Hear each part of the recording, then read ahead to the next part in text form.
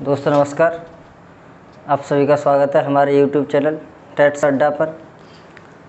तो आज हम आपके लिए एक टॉपिक लेके आए हैं, शब्द, जिससे एग्ज़ाम में एक क्वेश्चन ज़रूर बनता है। तो बहुत ही महत्वपूर्ण टॉपिक लेके आए हैं आपका शब्द। दोस्तों शब्द क्या होता है? टॉपिक है आपका शब्द। शब्द से कोई भी ध्वनि या फिर भाषा की सबसे छोटी इकाई दोस्तों होती है ध्वनि या अक्षर या वर्ड। इससे जब एक या दो से अधिक वर्ड या ध्वनि से जो मिलकर शब्द बनता है उसे हम शब्द कहते हैं। लेकिन इसके साथ साथ दो से अधिक सार्थक शब्द या ध्वनि होनी चाहिए। मिलने को तो अभी मैं एक अक्षर लिख दूं, क न प, ये कोई शब्द हुआ? नहीं हुआ, क्योंकि यहाँ पर ये सार्थक नहीं है। जब तक कोई सार्थक अक्षर न मिले, सार्थक ध्वनि न मिले, तब तक उसे हम शब्द नहीं कह सकते। जैसे एक लिख दिया मैंने कमल, ये आपका एक सार्थक शब्द हुआ। अगर इसे ल म क उल्टा लिख दिया जाए तो ये शब्द नहीं होगा। ये तो शब्द की डेफिनेशन क्या हुई? जब कोई ध्वनि या अक्षर शब्द सार्थक रूप से मिले तो वहाँ पर शब्द बनता है। तो दोस्तों आइए देखते हैं शब्दों का वर्गीकरण। दोस्तों शब्द 4 प्रकार के वर्गीकरण है शब्दों का। जिसे आप पहला देख रहे हैं अर्थ के आधार पर, आप दूसरा देखेंगे प्रयोग के आधार पर, तीसरा देखेंगे बनावट या रचना के आधार पर, आप चौथा देखेंगे उत्पत्ति के आधार पर या स्रोत के आधार पर। इस प्रकार 4 प्रकार के होते हैं शब्दों का वर्गीकरण। तो आइए आप पहला देखेंगे अर्थ के आधार पर शब्दों का वर्गीकरण। तो दोस्तों अर्थ के आधार पर जैसे हम कैसे देखेंगे, मतलब जब किसी शब्द का अर्थ के हिसाब से हम विभाजन करेंगे तो वहाँ पर 2 प्रकार के शब्द निकल के आएंगे। पहला आपका सार्थक शब्द, दूसरा आपका निरर्थक शब्द। सार्थक शब्द क्या होते हैं दोस्तों? जिन शब्दों का कोई विशेष अर्थ निकले, कोई अर्थ निकले। जैसे अभी मैं कलम, सार्थक शब्द हो गया। तो सार्थक शब्द क्या होते हैं? जैसे घर, सार्थक शब्द में क्या हो गया? घर, पुस्तक, नगर, कैमरा, कलम, कमल, कुछ भी जो भी शब्द हैं अपने आसपास वो सारे सार्थक शब्द होते हैं। दूसरा आता है आपका निरर्थक शब्द। निरर्थक शब्द क्या होते हैं? जैसे आम बोलचाल में हम लोग बोल देते हैं, अरे कैमरा मैमरा उठा लो। तो कैमरा और बैमरा, ऐसे खाना वाना खा लिया, तो ये जो शब्द है ये निरर्थक शब्द है। इसका कोई अर्थ नहीं है यहाँ पर। जैसे रोटी फोटी, और भी बहुत सारे शब्द होते हैं, पानी वानी, तो ये आपके होते हैं निरर्थक शब्द।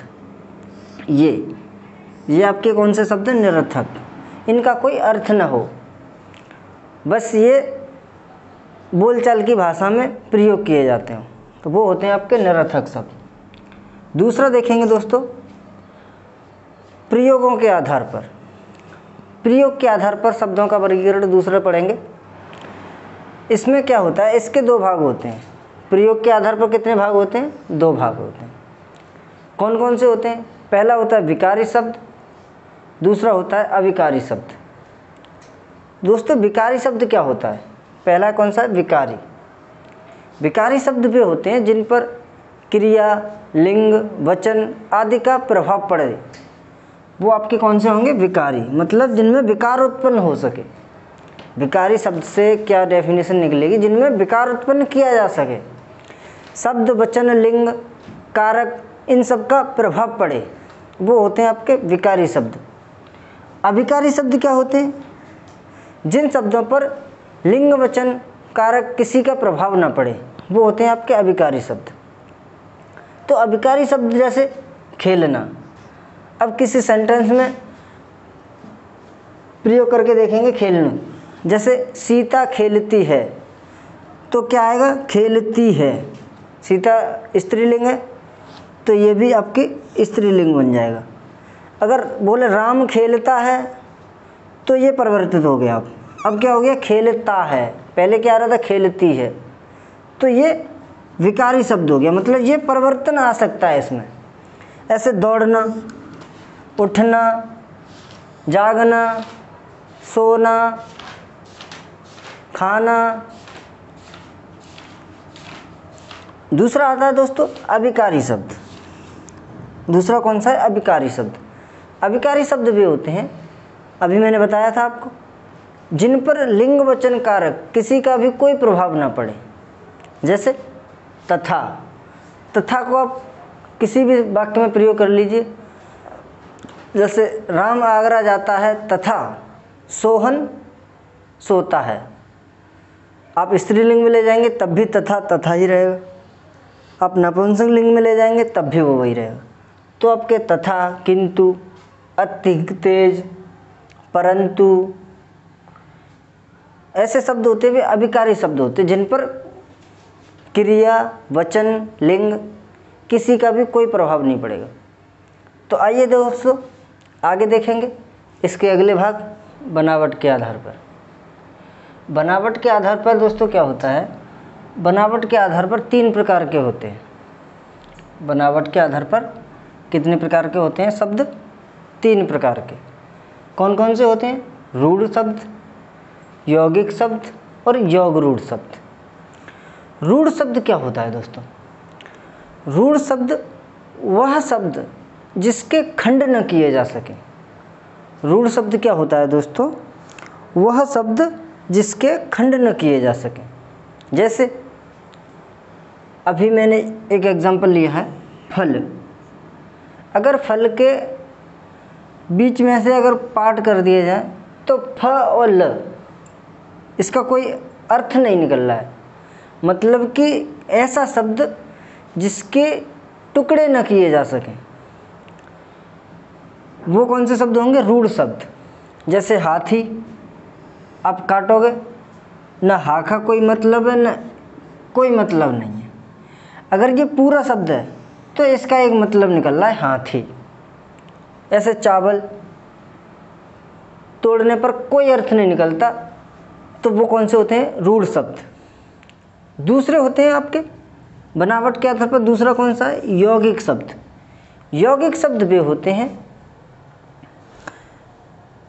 जो 2 शब्दों के योग से बने हों।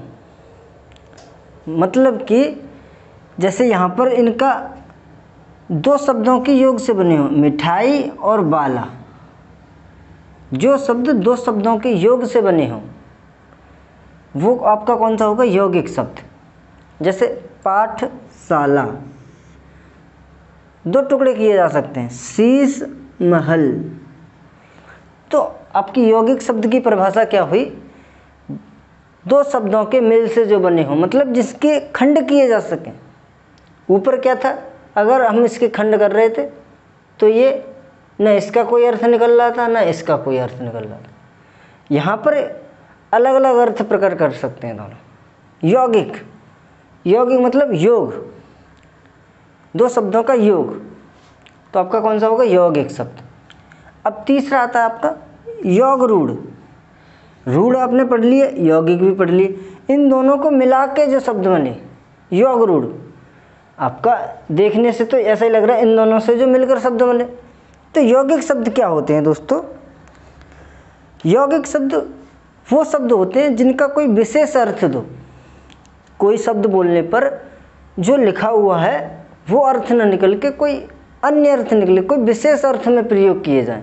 जैसे आपका लंबोदर, लंबोदर आप किसके विशेष अर्थ में प्रयोग करते हैं? गणेश भगवान। लंबा है उदर जिनका,